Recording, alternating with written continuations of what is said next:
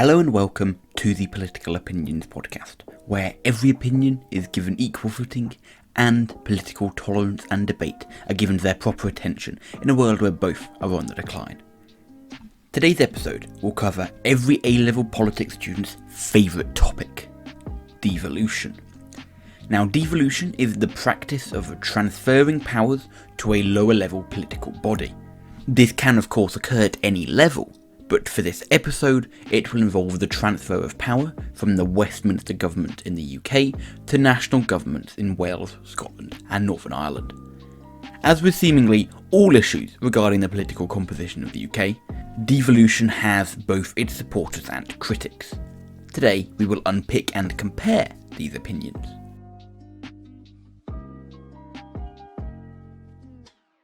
The key reason for the introduction of devolution by Tony Blair's government was to try and quell rising nationalist sentiments within Wales, Scotland and Northern Ireland.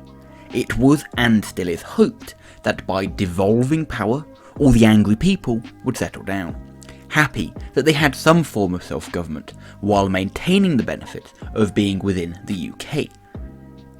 Of course, some politicians have claimed that they have this altruistic belief in self-determination and spreading democracy, but in reality, as often with politicians, the truth was more strategic than moral. Blair didn't want to see the UK collapse, and so by granting devolution, he hoped that calls for independence will fall, which will in turn stabilise the UK. The granting of extra powers to Scotland, for example, may have been the key reason voted to remain a member of the UK in 2014.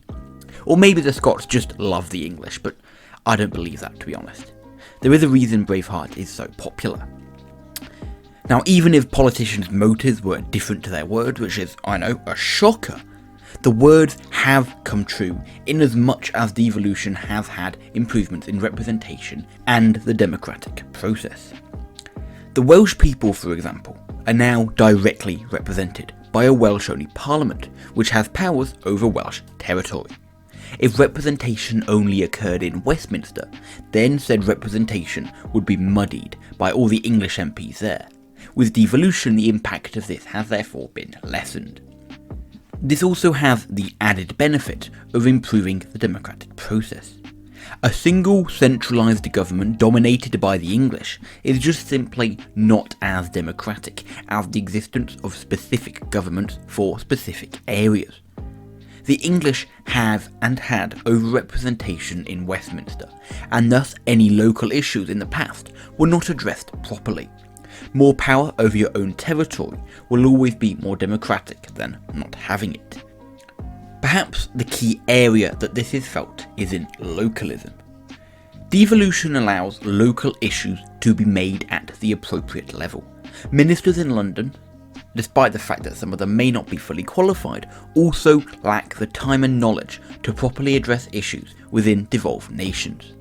If Scotland needed a large investment in its haggis industry for whatever reason, then an Englishman in London, who probably doesn't like haggis, nor understand its cultural significance, cannot properly address the issue compared to a haggis expert in Scotland.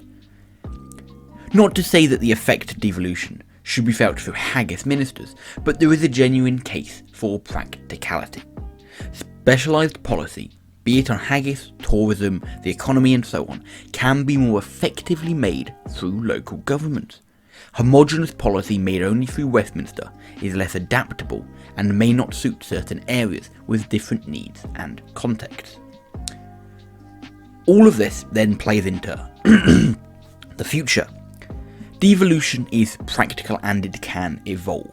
It allows future policy to directly affect local areas and nations and can change in intensity depending on the issues at hand. If more powers are wanted, they can be granted. And if, for whatever reason, a more centralised government is needed, so too can powers be taken away. Without devolution, we would either be stuck with centralised government, stuck with federalism, or have no need at all due to independence. None of these can change in the future, but a system with devolution can. Now, devolution is of course not all sunshine and rainbows, however. Within it lies a sad reality for its supporters. It hasn't really worked, at least for Tony Blair's vision of it. Devolution has failed to quell wider calls for nationalism. All one needs to do is look at the rise in nationalist parties such as the SNP, Plaid Cymru and Sinn Féin, all of which are very prominent in their respective nations. Of course, one could say without devolution these parties would be even bigger, but their very existence leads us to question how well devolution has worked towards its intended purpose. Now, in what is also a massive headache for any Prime Minister, this has complicated the issue of the UK as a whole. Some believe devolution has made the separation of the UK more likely. It has given a taste of independence without going all out, and means that when nationalist sentiments rise, the only solution through devolution is to grant more power. We will therefore, to some in time, likely reach a point where independence may as well occur because there's no more powers to really give. Another issue with devolution is that it has caused practical problems. Firstly, we have that of representation. Now, in Westminster, all countries are represented in proportion to their population, and thus it was at least fair in as much as representation via population. England is bigger, has more population, and therefore has more MPs. Now, however, we have Scottish-only parliaments and Scottish representatives in London. England lacks its own government. And why should a Welsh or Northern Irish MP be able to vote on a matter that only concerns the English? This issue is known as the West Lothian question, and it has yet to be answered. Now, devolved nations having seats in Westminster can also be seen as undemocratic. Devolution has opened up a massive hole in the British democratic process and has not really offered a solution. For all the drooling over its flexibility and pragmatism, devolution is quite a big headache, both for policy makers and policy scrutinisers. This headache becomes a migraine, however, when looking at localism. For example, with COVID-19, the different approaches to solving the pandemic by different nations caused some issues. I'm sure you'll all remember the disagreement with the Scottish and Westminster governments over changing that infamous 3-word slogan from one thing to another. Can't remember what it was, but basically England changed its slogan regarding the coronavirus pandemic and Scotland refused to do so.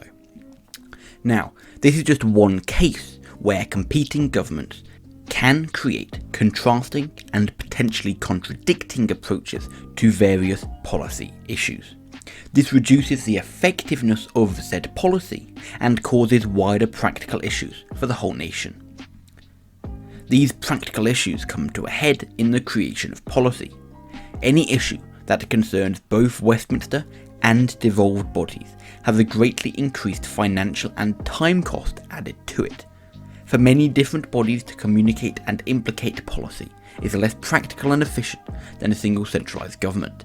And again, if said policy ever contradicts, then the effectiveness of it is greatly diminished. From all of these concerns, therefore, the future of devolution to some does not bode well. Like a Sean Bean character, some believe devolution is just destined to die. With calls for independence rising still, devolution may not be able to keep pace with it without creating total incoherence for government. Thus, devolution will not save the UK, and in short, it will either grant too much power, at which point we may as well have independence, or not enough power, at which point it fails in its purpose, yet still causes all the issues just mentioned. If we look at how these issues contrast then, on the point of nationalism, some believe devolution reduces calls for nationalism, and people are happier with devolution than without. It gives them a taste of independence and some power, while still having the benefits of the UK. However, those disagreeing believe that it increases nationalist sentiments by that taste of independence, leading them to want more. This in turn leads to the question of how it affects the stability of the UK. Some believe devolution increases the stability of the UK by quelling calls for independence. However, those disagreeing and believing independence calls rise believe that in turn the stability of the UK is harmed. On the question of representation, some believe devolution provides better representation to people in devolved nations by giving them their own national assemblies. However, others believe devolution has harmed representation through the creation of the West Lothian question, and that representation is no longer equal between all countries. Then on this question of the democratic process as a whole, some believe devolution is more democratic than a single centralised government, again with more representation and specific ability to create specific local policy and so on. However, some disagree, saying that devolution has caused democratic problems. For example, devolved nations having seats in Westminster could be seen as undemocratic. On this question of localism and how it affects local areas, some believe devolution allows localised decisions to be made at the appropriate level, which is better. Ministers in London lack the proper knowledge and time, and as such devolution better benefits, if that's even a word you can say, essentially it's better for places that have specific issues. However, those disagreeing say competing governments create inconsistent approach with contradicting policy decisions. On the question of practicality, some believe devolution allows for more specialised policy to be produced, which is more practical than homogeneous policy. However, those disagreeing would say devolution adds both a time and financial cost to policy, and inconsistent approaches to it harm its effectiveness. And then all of this bodes into the future. Some believe devolution is good. It's a practical approach because it can evolve and allow us to adapt to whatever future issues arise. However, those disagreeing believe devolution again is a Sean Bean character. It's inherently stable and destined to die. Now, it may not be a heroic death, but nonetheless it will still die. It doesn't grant enough power, or it grants too much and cannot properly address the issues at hand. From all of this, we are left with a big question. Has devolution actually worked for the UK? Now, sure, there are some clear benefits, but we cannot ignore all of the apparent costs. For those supporting devolution, surprisingly enough, they believe the impact to be positive. It has granted representation and self-government to smaller nations in the UK, while still preserving the bigger system. It seems like the perfect solution. As with all things, however, the grass is not always greener, and devolution has failed in many respects regarding stability for the UK and wider practical issues associated with it. It is unlikely calls for independence will die down anytime soon unless something big changes, and as such the UK's days may be numbered. If devolution still has a part to play in the future is yet to be seen. If you enjoyed this episode, please feel free to subscribe or follow me depending on what platform you're listening on. And as always, I would love to hear your thoughts in the comments or on Twitter. Be sure to check back on Monday for another episode. Thank you all for listening, and I hope to see you soon.